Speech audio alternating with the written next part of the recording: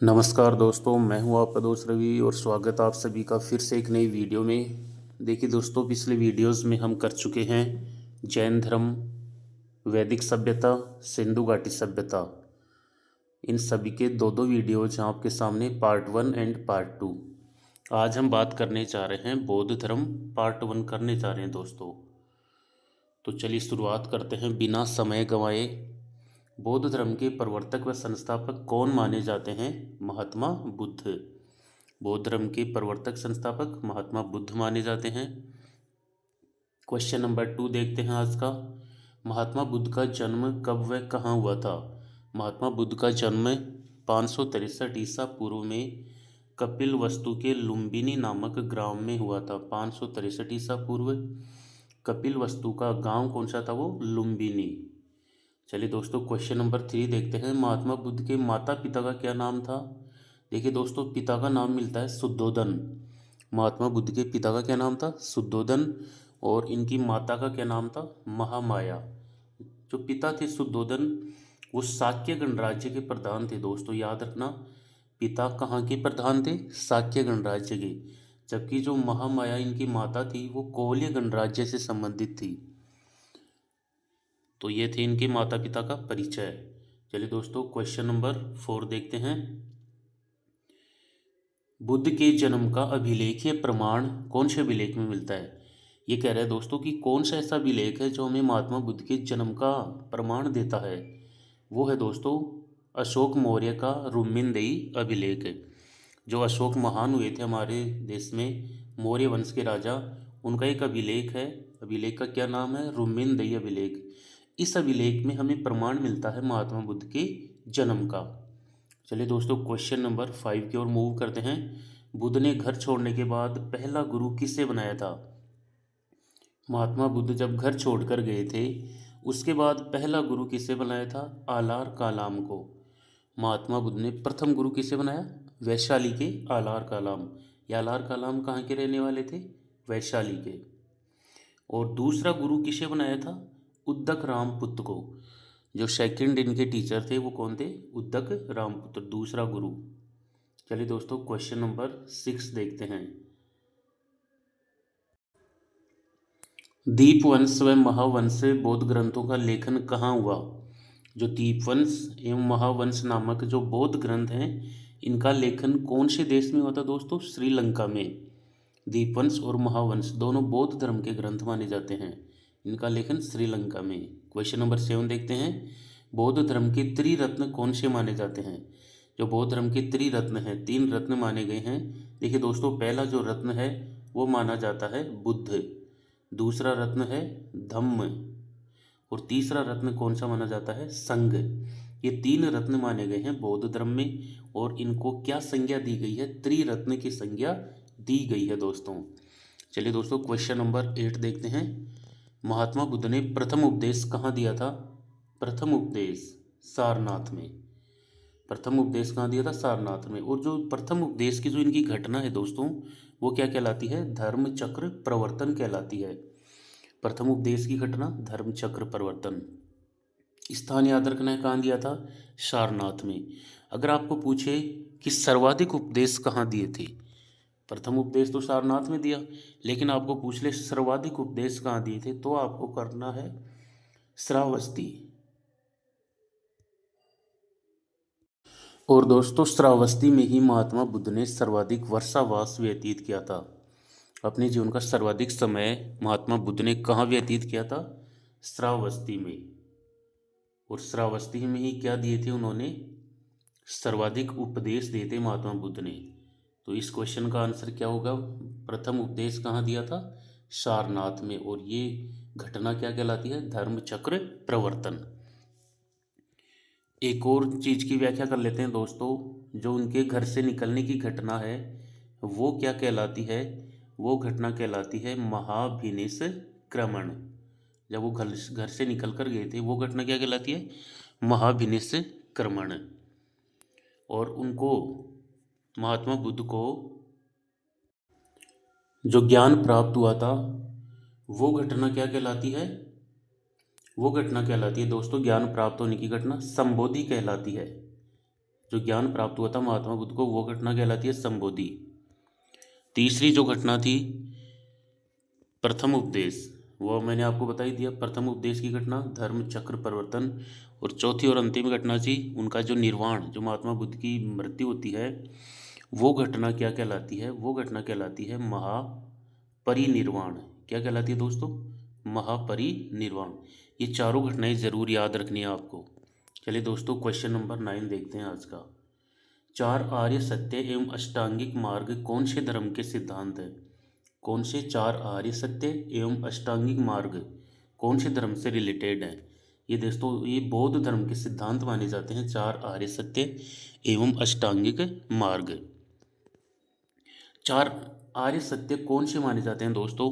पहला जो आर्य सत्य माना जाता है वो माना जाता है दुख। कौन सा माना जाता है? दुख। दूसरा माना जाता है दुख का कारण। तीसरा माना जाता है दुख निवारण।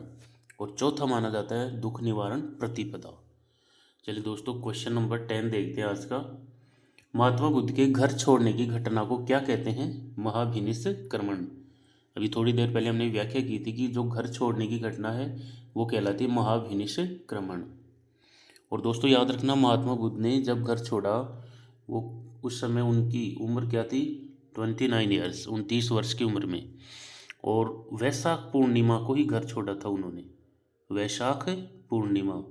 देखिए दोस्तों, बौद्ध धर्म में वैशाख पूर्णिमा सबसे महत्वपूर्ण तिथि मानी जाती है, क्योंकि महात्मा बुद्ध के घर छोड़ने की घटना, जन्म की घटना और जो निर्वाण की घटना है ये इसी दिन हुई थी, वैशाख पूर्णिमा के दिन। इसीलिए वैशाख पूर्णिमा काफ़ी महत्वपूर्ण तिथि मानी जाती है।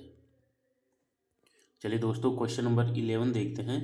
महात्मा बुद्ध का पालन पोषण किसने किया था? देखिए दोस्तों, एक बात याद रखना कि इनकी जो माता थी, जो जन्म देने वाली, इन माता का नाम था महामाया। महामाया। लेकिन महात्मा बुद्ध के जन्म के कुछ समय बाद ही उनकी सडन डेथ हो जाती है। तो फिर उनका पालन पोषण कौन करते हैं महात्मा बुद्ध का? प्रजापति गौतमी। ये कौन थी? इनकी मौसी थी प्रजापति गौतमी, और ये पालन पोषण करती हैं। एक बात और याद रखना दोस्तों, जो प्रजापति गौतमी थी ये महात्मा बुद्ध की प्रथम भिक्षुणी भी बनी थी। बौद्ध धर्म की प्रथम भिक्षुणी कौन मानी जाती हैं? प्रजापति गौतमी ही मानी जाती हैं प्रथम भिक्षुणी। चलिए दोस्तों, क्वेश्चन नंबर 12 देखते हैं। सिद्धार्थ ने नगर भ्रमण के दौरान कौन से चार दृश्य देखे थे? जब महात्मा बुद्ध नगर भ्रमण के दौरान निकले थे तब उन्होंने कौन से चार दृश्य देखे थे? पहला बूढ़ा व्यक्ति, दूसरा बीमार व्यक्ति, तीसरा शव, चौथा सन्यासी। अब इसकी ट्रिक बताता हूँ दोस्तों, आपको कैसे याद रखना है। OPDS, OPDS इस ट्रिक से याद रखना है। ओ से क्या हो जाएगा? ओल्ड, पी से पेशेंट, डी से डेड और एस से सेंट। सेंट मीन्स सन्यासी। देखिए दोस्तों, इस ट्रिक से आप कभी नहीं भूलोगे कि चार दृश्य कौन से देखे थे नगर भ्रमण के दौरान।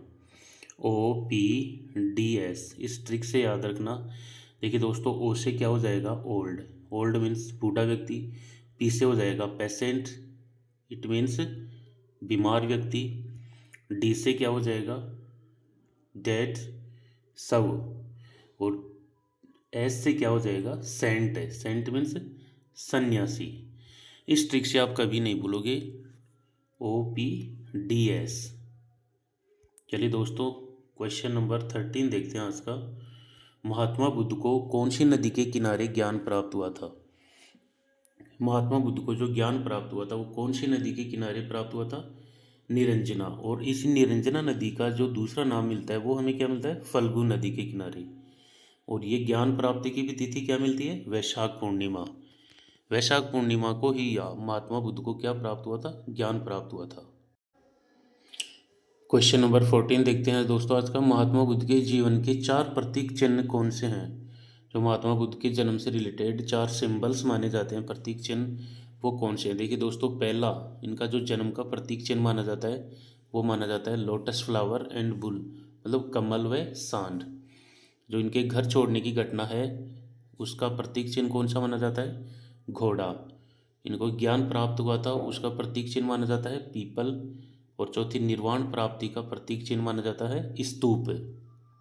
चलिए दोस्तों क्वेश्चन नंबर 15 देखते हैं।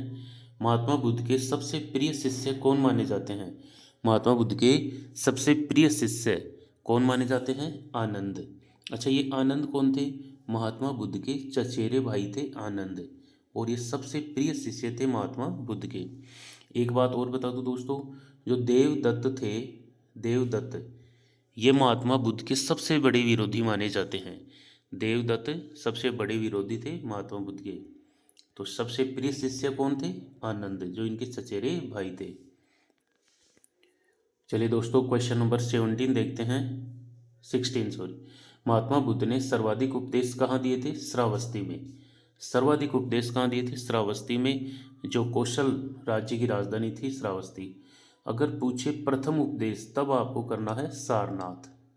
प्रथम उपदेश सारनाथ, और सर्वाधिक उपदेश कहाँ दिए थे? श्रावस्ती में। क्वेश्चन नंबर 17 देखते हैं। महात्मा बुद्ध को वेलुवन विहार में किसने दीक्षित किया था? किसने दान में दिया था महात्मा बुद्ध को वेलुवन विहार?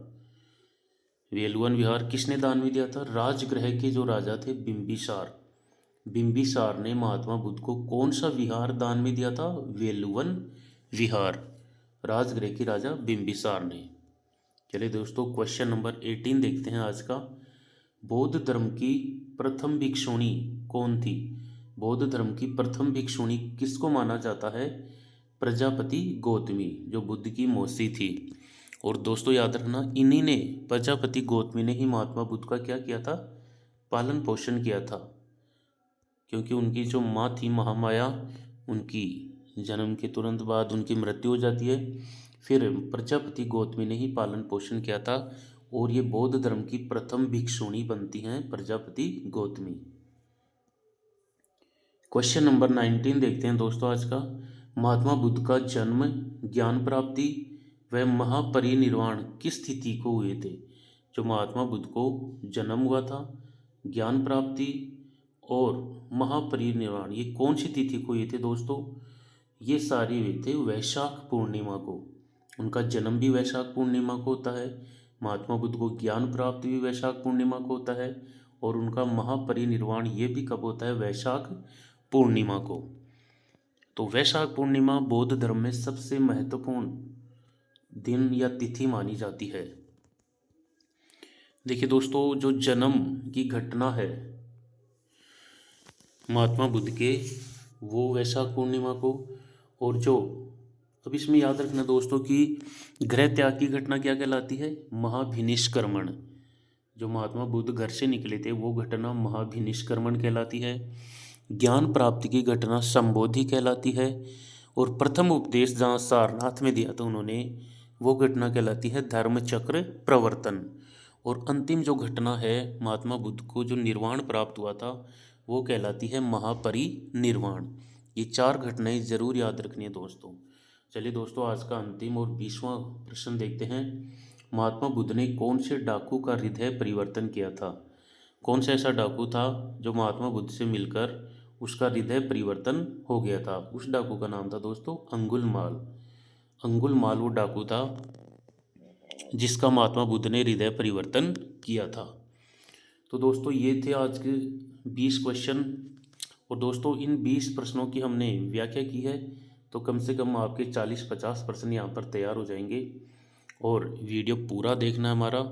ये दोस्तों, ये जो सारी फैक्ट ला रहा हूँ मैं, एनसीईआरटी फैक्ट हैं, ये सारे एनसीईआरटी बेस्ड क्वेश्चंस हैं, और आपकी संपूर्ण सिलेबस यहाँ पर कवर हो रहा है एसएसटी वालों का, जो कि हिंदी, इंग्लिश, संस्कृत और सामाजिक, सभी के जो 60 क्वेश्चंस आते हैं रीट पात्रता में, 60% जो एसएसटी के आते हैं, वो सारा सिलेबस मैं आपको यहाँ पर करवा रहा हूँ। तो बने रहिए हमारे साथ, मिलते हैं नेक्स्ट वीडियो में। और वीडियो दोस्तों एक बात और बताऊँ, वीडियो को लाइक एवं शेयर ज़रूर करें, और कम से कम चैनल को सब्सक्राइब ज़रूर करें, और वीडियो को अपने ज़्यादा से ज़्यादा दोस्तों के साथ शेयर करें। तो मिलते हैं नेक्स्ट वीडियो में, तब तक के लिए जय हिंद, जय भारत।